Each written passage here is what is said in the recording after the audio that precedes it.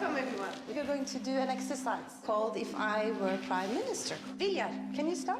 Yeah, sure.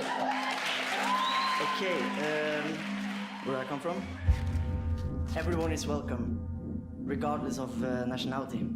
And if I was Prime Minister, that's what I'd stand for.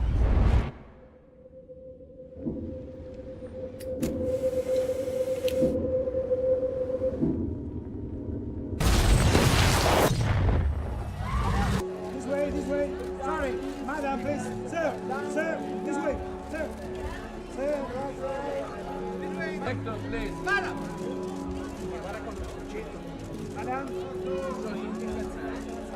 The film is the story of Norway in 2011 and 12 and those people, but it's also a story about all of us today, because I think we're all facing this threat wherever you are in Europe or America.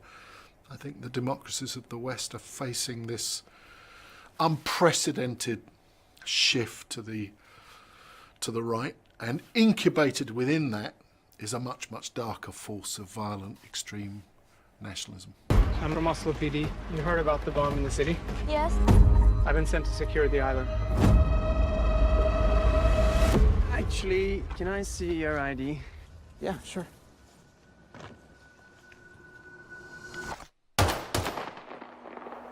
What was that? Run, Toria, run! I'm talking about his intellectual framework, his worldview, his rhetoric, his arguments. They would have been considered in 2012 as way out there.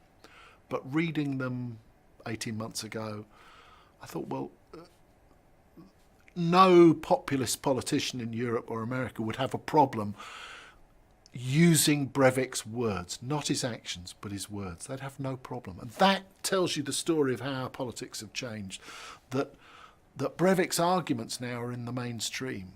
And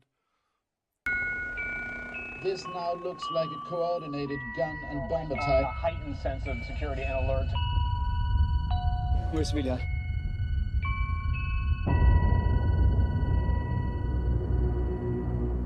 Something went badly wrong, and we need to find out what. It's the only way we will get through this.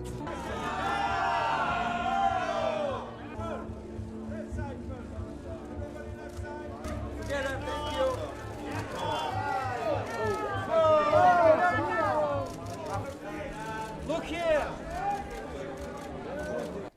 the challenge for young people now is how to counter those views. What is the answer?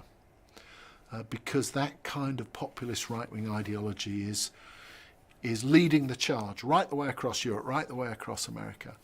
And one of the reasons I made this film is because if you look at what happened in Norway, the story of what happened after the attacks, you find some of those answers, you know.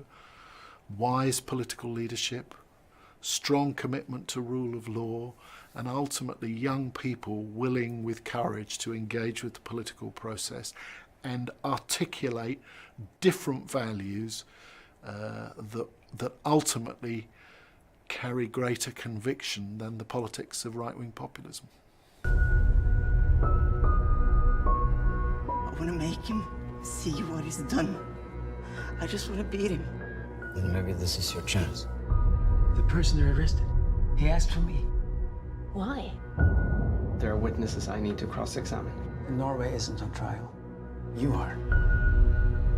Are you sure about that?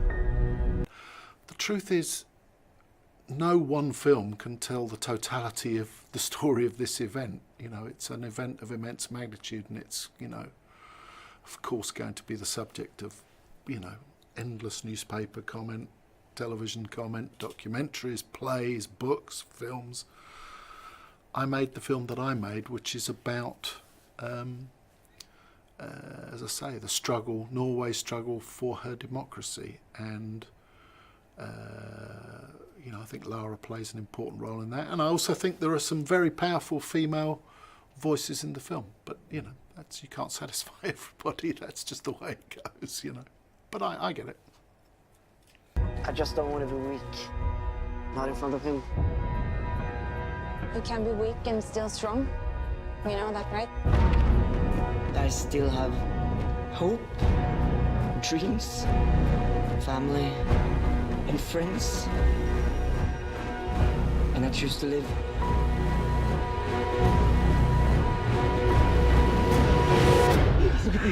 It's going to be okay. I promise you.